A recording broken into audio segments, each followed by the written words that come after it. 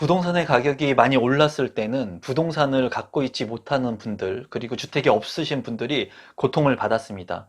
하지만 최근에는 부동산의 가격이 조정을 받으면서 또 거래가 많이 없으면서 부동산을 가지고 있는 사람들이 고통을 받는 시점이기도 한 것 같은데요. 임성배 TV 보는 거 텐데큰 오늘은 집이 안 팔려서 잠이 안 옵니다 라는 주제로 이야기를 좀 나누어 보도록 하겠습니다. 최근에 주택 경기가 많이 안 좋아졌죠. 많이 올랐던 부동산의 가격이 조정을 받으면서 많은 분들이 이제 관망 추세 또는 금리도 많이 오르다 보니까 부동산의 가격이 많이 떨어질 거라고 예상을 하고 있습니다. 그리고 지금 현재 많은 분들도 이런 관망 추세에서 이제 본인이 어떤 포지션을 취할 것인가 고민을 하고 계실 것 같은데, 최근에 주택이 정말 거래가 안 돼가지고 고통을 받는 분들이 있다고 해요. 일단 주택을 팔 때, 매도 처리를 할 때는 이제 제가 생각했을 때는 상급지로 이동하기 위해서 주택을 파는 경우가 있고요. 또는 급전이 필요해가지고 주택을 어쩔 수 없이 파는 경우가 있습니다. 이러한 경우 말고 뭐 주택의 추세가 꺾이거나 올라가거나 한다고 해가지고 단기간에 이런 부동산을 사거나 팔거나 하는 것은 그렇게 올바른 선택이 아니고, 항상 얘기했다시피 내가 감내할 수 있는 레버리지의 범위 안에서 내가 주택이 필요하다면 주택을 사는 것이 맞다고 저는 생각을 합니다. 지금 현재 집이 안 팔려서 잠이 안 오고 고통받는 분들 같은 경우에는 어떤 분들이 있을까요? 그리고 지금 현재 이 정부에서는 주택의 가격을 오르기를 원하지 않고 주택의 가격이 조정받기를 원하고 있죠. 최근에는 이런 얘기들을 했습니다. 정부에서 더 떨어져야 한다. 주택가격이 집값의 반토막까지 날 수도 있다. 뭐 이런 얘기들을 했다고 해요. 이 회의에서 보면은 추경호 경제부총리 겸 기획부 장관께서는 이제 10%까지 점진적으로 하향 추세가 되어야 된다라고 말씀을 하셨고, 그리고 원희룡 국토부 장관께서는 이제 금융위기 그리고 예전보다 더욱더 많이 떨어진 45%까지도 주택의 가격이 떨어져도 괜찮다. 그리고 이런 주택의 하향 안정세를 만들어 보겠다. 이런 얘기를 한 것으로 보여집니다. 이러한 얘기들을 들으면서 많은 분들이 주택 가격이 더 많이 떨어지겠구나. 왜냐면은 정부에서 이런 것들을 이제 정책적인 방향이나 어떻게 보면 너무나 많이 오른 이 급등세의 장세를 조금 하락 반전시키기 위해서 노력하는 것이 아니냐, 이런 생각을 할 겁니다. 그리고 무리해서 주택을 사신 분들 같은 경우에는 이런 기사들이 지금 너무나 많죠. 하락에 대한 기사, 그리고 폭락에 대한 기사, 그리고 주택의 가격의 상승보다는 하락에 대한 그런 얘기들이 너무나 많이 나오고 있기 때문에 아마 주택을 가지고 계신 분들 중에 마인드 세팅이 제대로 안 된 분들이나 무리를 해서 주택을 사신 분들이라면 이런 기사들을 보면서 마음이 편치 않을 것 같아요. 그래서 주택을 매수하고 또는 주택을 팔아야 되는데 못 파는 그런 밤잠을 설치는 분의 한 이야기를 한번 전달해 보면은, 11월에 경기도의 한 신축 아파트 입주를 앞둔 김모 씨는 지금 현재 살고 있는 소형 아파트가 팔리지 않아 밤잠을 설치고 있다고 합니다. 그 이유를 한번 살펴보면은 2019년 청약 당시 기존 집을 처분하는 조건으로 당첨이 된 김 씨는 입주 때까지 매수자를 구하지 못하면 당첨이 취소가 된다고 해요. 여기에서 이제 2019년도에 제가 유튜브를 처음 운영을 했던 시기인데, 그때 당시에 부동산의 경기가 좋아지고 그리고 주택을 살려고 하는 수요자들이 많아지면서 이제 청약에 대한 조건들이 많이 변동되게 됐습니다. 그래서 예전에는 분양 같은 경우에도 부부끼리 있었을 때 남편이 2개의 대출을 받을 수가 있었고요. 그리고 부인도 2개의 대출을 받을 수가 있었는데, 이렇게 많은 주택을 보유하는 것이 어떻게 보면은 주택의 가격을 상승할 수 있기 때문에 이러한 것들이 제한 사항들이 나오게 됐죠. 그 중에 이제 중요한 것이 청약의 1순위 자격 제한, 그리고 규제 지역들이 많아진 것입니다. 그때 당시에 이제 규제 지역이 많아지면서 2주택 이상의 주택을 가지고 있는 사람들은 1순위 청약 자격 제한이 됐고요. 그리고 1주택자 같은 경우에는 이 처분 조건으로 주택을 청약할 수 있는 1순위의 자격이 부여가 됐죠. 그래서 2019년도에 청약을 한 것 같은데, 이제 기존에 살고 있는 소형 아파트를 가지고 있었는데 지금 부동산의 경기가 안 좋다 보니까 기존 주택이 처분이 안 되는 거죠. 그리고 중개업소에 여러 곳에 매물을 내놓고 호가도 내려봤는데 지금 현재 이러한 주택이 팔리지 않는다고 해요.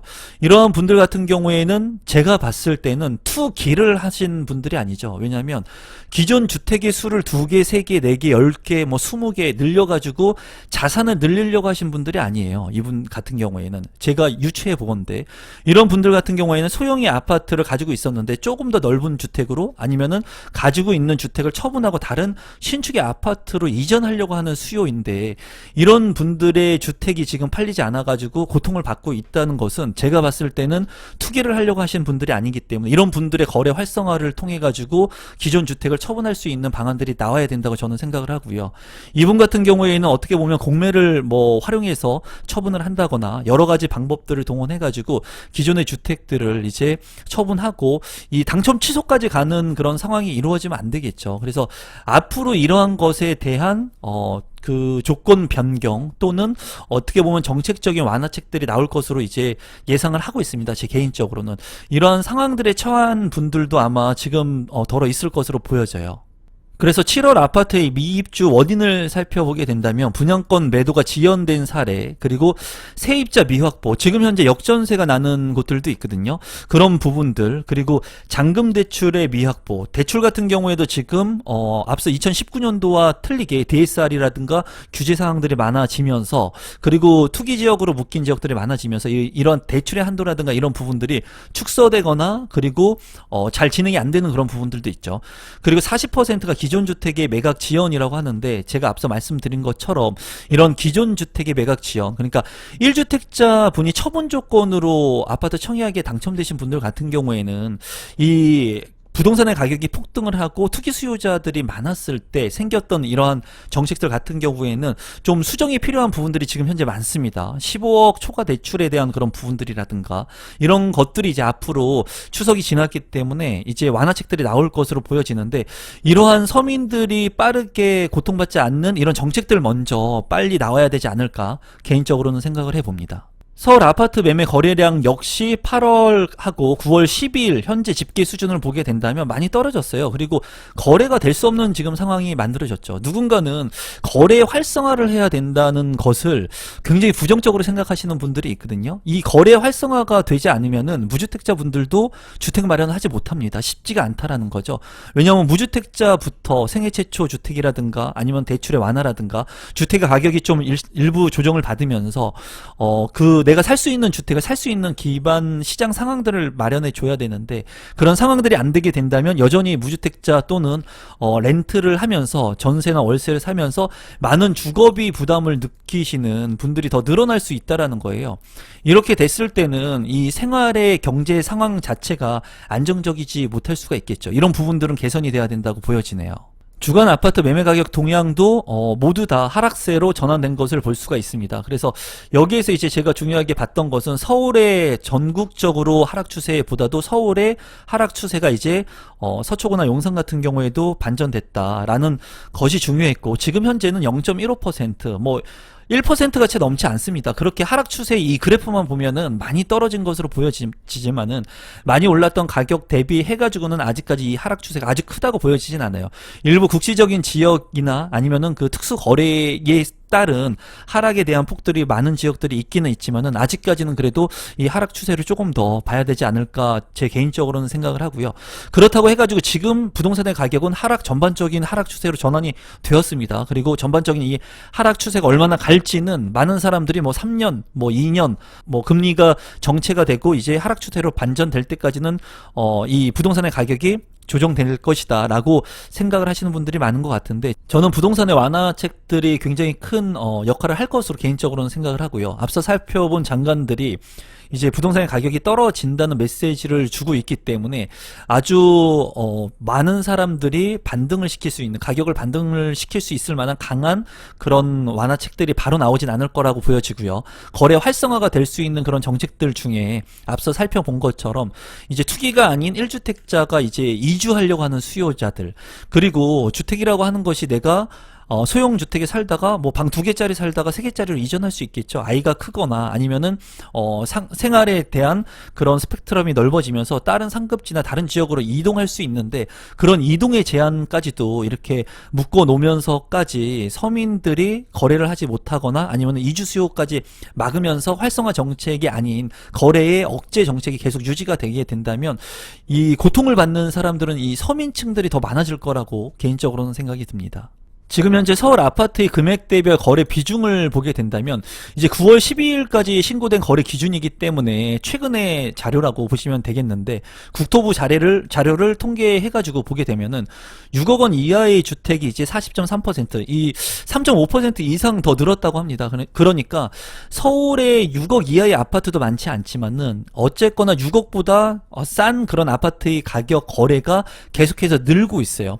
제가 봤을 때는 서울뿐만이 아니라 이 주택 가격이 좀 작은 그런 금액의 활성화 정책들이 필요할 것으로 보여져요. 그러니까 고가의 주택들을 많이 거래를 하면서 활성화를 시키는 것이 아니라 저가의 주택들 중에 입지가 좋은 일부 금액 이하, 그리고 지역들의 규제를 좀 완화하면서 서민들이 주택을 살 수 있는 그런 제반 여건들을 좀 마련해 주면서 내 집이 필요하신 분들이라면 대출 레버리지를 활용해 가지고 이런 주택들을 살 수 있는 정책들이 앞으로 나올 거라고 저는 예상을 하고요. 그런 정책들이 이제 추석이 지났기 때문에 이제 일시적으로 하나 두 개씩 나오지 않을까 개인적으로 생각해 봅니다. 그래서 제 생각을 좀 정리해서 말씀을 드리면, 많은 분들이 제 영상을 보면서 주택을 사라고 한다 뭐 말씀을 많이 하시는 것 같은데, 실제로 무주택자보다는 1주택자가 심적으로 안정을 받을 수가 있습니다. 그리고 지금처럼 이렇게 부동산이 하락되고 조정된다고 하더라도 무주택자 분들 같은 경우에는 이 반등 시점에 주택을 확인하고 산다? 그거는 거의 불가능한 일이라고 보시면 됩니다. 그래서 어느 적정 시점이 왔을 때 내 집 마련을 할 수 있는 기회가 오고, 그리고 레버리지를 활용할 수 있는 여건이 됐을 때 내 집 마련을 하는 게 이제 저는 맞다고 생각을 하고, 이 지론은 제가 20년 동안 부동산을 경험하면서 느끼는 거고요.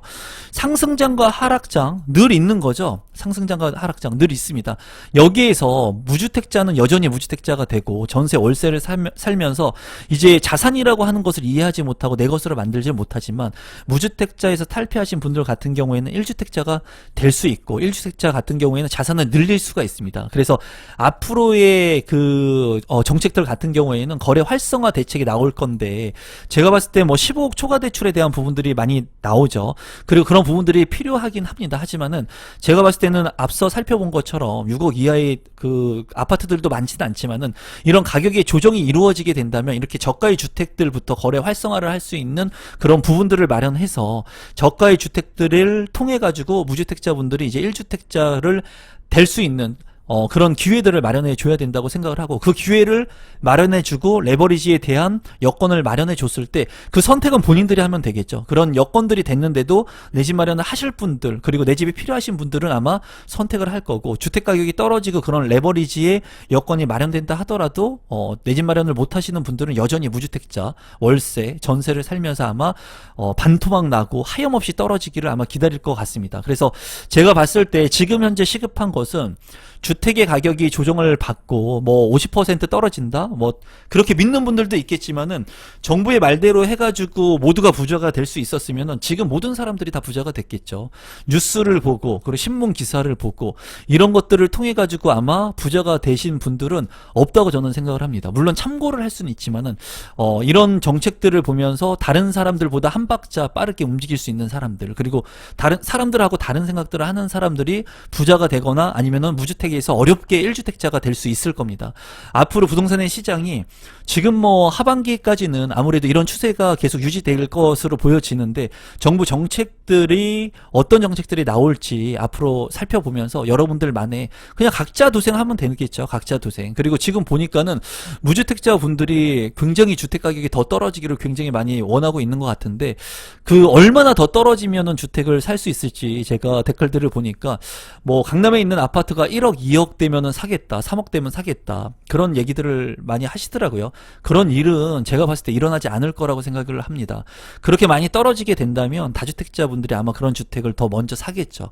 그리고 무주택자분들은 그때도 아마 관망을 할 것 같아요. 그래서 지금 현재 부동산의 가격이 조정을 받고 많이 급매로 떨어지는 지역들이 있거든요. 그런 지역들을 지금 선택하는 분들도 있는데, 지금 현재 금리가 오르기 때문에 너무 내가 감내할 수 없는 무리를 해가지고 주택을 사는 것은 옳지 않아요. 하지만은 지금 폭등했던 부동산 장세에서 너무나 많이 올랐기 때문에 내 집 마련을 못 하신 분들이 있거든요. 그렇게 자금을 어느 정도 확보하신 분들, 그리고 가장 좋은 것은 기존에 이제 주택을 통해 가지고 무주택자에서 1주택자가 되신 분들 같은 경우에는 기존에 1주택을 가지고 계셨다면 지금 현재 많이 오른 주택의 가격에 차익분, 이득분을 가지고 있을 겁니다. 이런 분들 같은 경우에는 1급지로 또는 상급지로 이동을 하기에 기존의 주택을 팔 수 있는 이런 거래 활성화 대책이 나오게 된다면 기존의 주택을 거래하고 조금 싸게라도 매도하고 더 좋은 지역으로 이동할 수 있겠죠. 그런 분들한테는 지금 현재 이 시장이 가장 주택을 갈아타게 하기에 굉장히 좋은 시장이 되지 않을까, 제 개인적으로는 생각을 하고 있거든요.